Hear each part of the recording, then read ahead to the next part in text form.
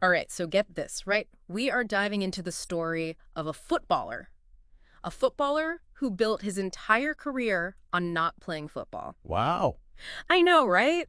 It Ugh. sounds unbelievable, but trust me, this is a story you're going to want to stick around for. Yeah. To help us unpack all of this, I've brought in an expert to help us understand the tale of Carlos Enrique Raposo, probably better known as Carlos Kaiser. Yeah, Carlos Kaiser, a Brazilian footballer active during the 80s and 90s, supposedly played for major clubs in Brazil, Oh, wow. Argentina, even France. Really? But here's the thing, he made a whole career out of dodging playing, like actually stepping onto the field. That's incredible. Yeah, what's so fascinating about his story is it's bigger than just sports. Yeah. It really gets into this crazy intersection of just blatant deception, Wow. clever social engineering, and the really unique culture of Brazilian football at the time. Okay, so let's start with some basics. So Yeah. Kaiser was born in 1963, and like a lot of kids, he started out in youth clubs. But, well, unlike a lot of those that go on to become stars, he just didn't have the skills to make it to the pros. Yeah, and that is where his nickname Kaiser kind of enters the picture. Okay.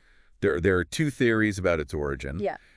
Some say it was because of a resemblance to Franz Beckenbauer, Oh, wow. the legendary German footballer, also nicknamed Der Kaiser. Ah, I see. Others believe it was a nod to a popular beer at the time. Okay. It's interesting because no matter which story is the true one, the nickname itself, chosen for very superficial reasons. Yeah. It foreshadows Kaiser's entire career, which focuses so much on image rather than substance. Right. So instead of putting in the work to improve his skills, he decides, okay, I'm going to lean into this persona. Yeah. It's wild to think that even back then, before social media and personal branding were even things, he was kind of crafting this image for himself. That's it. Yeah, his career really takes a turn after he gets released from Puebla, the Mexican club, and he decides that he wants the lifestyle Right. of a professional footballer, but, without any of the actual playing. Without having to actually play. Exactly. I'm already intrigued. So what kind of strategy did he come up with to make all of that happen? Okay, so get this. He starts befriending influential players and journalists, so he builds this network. Wow. A network of connections to fabricate recommendations and glowing press coverage Really? about his, well, non-existent skills. He's just making stuff up. Pretty much, yeah, pure fiction, Wow. presented as fact. And people bought it. This is where that, social engineering aspect comes in. Yeah. He really understood how to manipulate people and situations to his advantage. Right.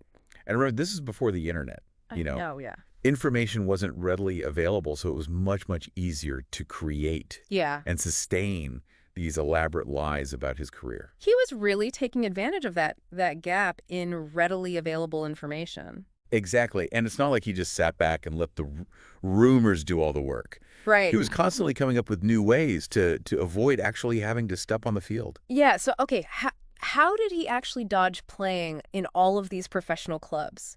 He had a whole bunch of tricks up his sleeve. Yeah. One of his go-tos was the old injury scam. Okay. He would claim to have pulled a hamstring, Right. or even make up focal infections, relying on the kind of limited medical technology at the time to make these claims seem believable, right? Wow. It was all about exploiting that trust Right. and that lack of in-depth medical knowledge that existed back then. So brilliant in a very devious way. Yes, exactly. So he was like a master manipulator, kind of preying on the limited access to information, but didn't anyone ever question him? Like, surely. Well, it seems like he was very selective Yeah. about which clubs he actually joined, Okay. often opting for those known for a more relaxed environment Right. or had less rigorous medical screenings. So he was being very strategic about it. Exactly. Yeah, he was picking the right environment Yeah. to thrive in. Almost like a social chameleon, Right. adapting to blend in. Right. And even when he couldn't avoid, being on the roster, Yeah. he was a master of misdirection. Okay. There's this famous story about the time that he was at Bangu, Oh, yeah? a club owned by Castor de Andrade, a pretty powerful and some might say intimidating figure. Castor d'Andrade. Yeah, I've heard of him. Almost a legend himself. Exactly. With his connections to well, let's just say less than legal activities. All right. So de Andrade gets fed up with Kaiser's constant, excuses Yeah. and orders the coach to put him in the game. Oh my gosh. But Kaiser, knowing he can't actually play, comes up with this genius, if outrageous, plan. I'm on the edge of my seat. What did he do? So during warm-up, Wow. he starts a fight with some fans in the stands. And, of course, he gets himself red-carded before even having the chance to set foot on the field. He got himself ejected before the game even started. Yep. Amazing. It's incredible. That's legendary. That he really speaks to his understanding of the game and psychology, right? Mm-hmm. He knew exactly how to exploit the situation to his advantage. Yeah. Knowing that his reputation as a hothead would be much more believable than just admitting that he couldn't play. Right. And he was right, so people bought it. They did. So he basically tricked his way through an entire professional football career. It's incredible. But didn't anyone suspect he was faking it? That's the million-dollar question, isn't it? Yeah.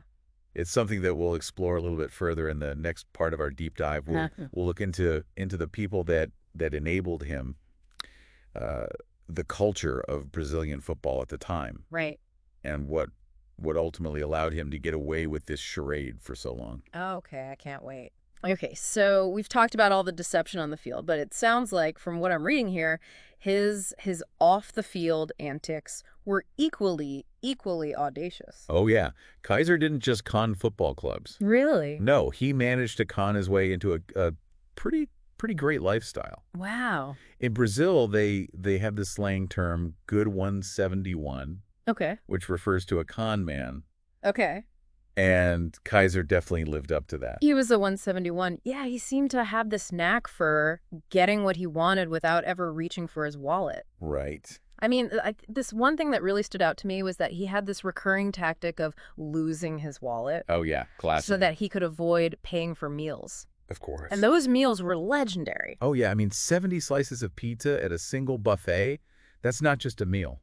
That's a competition. That's a competition. Yeah, he was an athlete in a different arena. Exactly. But this wasn't just about saving money, though, right? No, I don't think so. Like it's almost like he relished pushing the boundaries. Yeah. Testing how far he could go with his charm and his wit. I think there's definitely an element of that in his story. Yeah. I think he kind of thrived on that rush of pulling off these elaborate schemes. But I have to ask, was it all harmless fun? I mean, the sources paint a picture of someone who was undoubtedly charismatic, clever, but also manipulative and dishonest. Right, and that's the real crux of the matter, isn't it?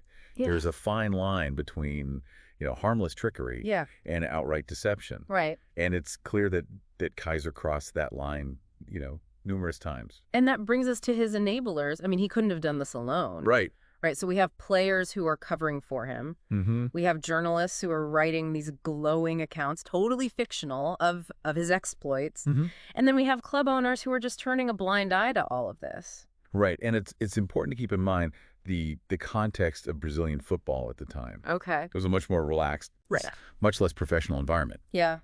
So personal relationships, flair, and style often overshadowed any, rigorous performance metrics. So, in a way, Kaiser was kind of a product of his environment. Yeah. Taking advantage of a system that wasn't as scrutinizing as it is today. Precisely, yeah. The culture of Brazilian football at the time really created this space where someone like Kaiser could thrive. It was almost like a collective delusion. Yeah. Where everyone was in on the joke, even if some individuals may have harbored suspicions. Do you think that someone like Kaiser could pull this off today in the age of social media and 247 news coverage? It's highly unlikely. Yeah. The internet has made information so much more readily available that it's much harder to create and maintain these really elaborate lies. Yeah, there's video footage of everything. There's readily available player stats. There's social media scrutiny. So exactly, yeah. So I think in a sense Kaiser was a relic of a bygone era. Yeah. A symbol of a time when things were just, a little bit looser. A bit more forgiving. Yeah, a bit more forgiving, at least in the world of football. It's fascinating how his methods wouldn't work today, but his story still resonates. Oh, for sure. So why do you think that is? I think there's a certain timeless appeal to his his audacity. Yeah. Wouldn't you say? Yeah. Like he challenged authority, he bent the rules. Yeah. Lived life on his own terms. Yeah. It's kind of that classic underdog story. Yeah. With a twist. With a twist, yeah, and he did it all with style, Right. with panache. Yeah. It's hard not to be entertained by it. Yeah. Even as we kind of question the ethics of his actions. Yeah, but that's what makes his story so compelling. Exactly. Right? He forces us to grapple with these contradictions. Yeah, he's not a clear-cut hero or villain. He's a product of his time, a reflection of a particular culture. It's interesting to consider how Kaiser himself views his actions. Yeah. I mean, does he express any regret? From the interviews and accounts I've read, Yeah. he seems to have a kind of a mixture of pride and regret. Okay. He acknowledges the harm that he caused. Yeah. But also seems to kind of revel in the memories of his escapades. Yeah. He's a complex figure. Yeah. Who defied easy categorization. And that's what makes him such a fascinating subject for this deep dive. Absolutely. He's more than just a footballer or a con man. Mm-hmm. He's a symbol of a particular era and a reminder that truth can be elusive, especially in the world of professional sports. Right, and I think that's a valuable takeaway for our listeners. Yeah. Kaiser's story reminds us to question everything. Right. To be skeptical of narratives that seem a little bit too good to be true. Mm-hmm. And to really appreciate the complexities of human motivation. And that even in a world that is so increasingly dominated by data and technology, that there's still room for the unexpected. There's still room for the human element. Absolutely. And as Kaiser's story shows us, sometimes the most improbable stories are the ones that can teach us the most about ourselves and the world around us. Right. I think on that note, it's probably time that we wrap up our deep dive into the life and legacy of Carlos Kaiser, the greatest footballer to never play football. Thank you for joining us on this journey. We hope it's left you with a sense of wonder, maybe a healthy base of skepticism, and maybe just a chuckle or two along the way. So we've talked about his incredible deception, both on and off the field. But what about the aftermath of it all? Yeah. I mean, did his actions have any lasting impact on the world of football? It's interesting to consider that angle. Yeah. While Kaiser didn't single-handedly change the game. Right. His story really does serve as this powerful symbol of a bygone era in Brazilian football. Right. A time when things were, shall we say, a bit more relaxed. Yeah, right, yeah. A bit more focused on individual personalities and flair. Right, like that time he got himself red carded. Exactly. Before even entering the match. Classic. But it sounds like, his career also coincided with this period of transition for the sport as a whole. Exactly. Yeah, Brazilian football was slowly shifting away from that personality-driven culture and moving towards a more professional, data-driven approach. Right. So Kaiser's antics, while entertaining, were becoming increasingly out of step with this new direction. So Kaiser, the master of deception, was eventually overtaken by a new era of transparency and accountability. Yeah, it's almost ironic, isn't it? It is. The very forces that made his elaborate ruses possible, ultimately rendered them obsolete. Yeah, it's a fascinating case study. Absolutely. And how these cultural shifts can impact even something as seemingly straightforward as professional sports. Totally. I mean, his story highlights just how much the game has changed. Yeah. Even in a relatively short amount of time. For sure. But I'm struck by the fact that even though his cons wouldn't work today, that his story still resonates with people. Yeah. So why do you think that is? I think there's a certain timeless appeal to his audacity. Yeah. Wouldn't you say? Yeah. I mean, he challenged authority. He bent the rules. He lived life on his own terms. Totally. It's that classic underdog story, but with a twist. Yeah. Yeah. And he did it with style. Oh yeah. And panache. Absolutely.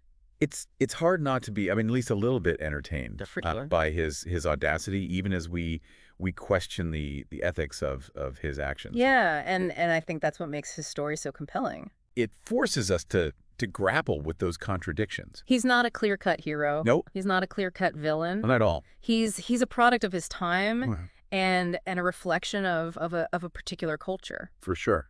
It's interesting to think about like how Kaiser himself views his actions. Yeah. Does he express any regret? From the interviews and accounts that I've read, Yeah. he seems to have this mixture of pride and regret. Okay. He acknowledges the harm that he caused, but also seems to kind of revel in those memories of his escapades. Right. I think he's just a very complex figure. Yeah. That defies this easy categorization. And that complexity is what makes him such a fascinating subject. Absolutely. For this deep dive. Absolutely. I mean, he's more than just a footballer or a con man. Yeah. He's a symbol of a particular era. For sure. And a reminder that truth can be very elusive. Yeah. Especially in the world of professional sports. Right. And I think that's a valuable takeaway for our listener.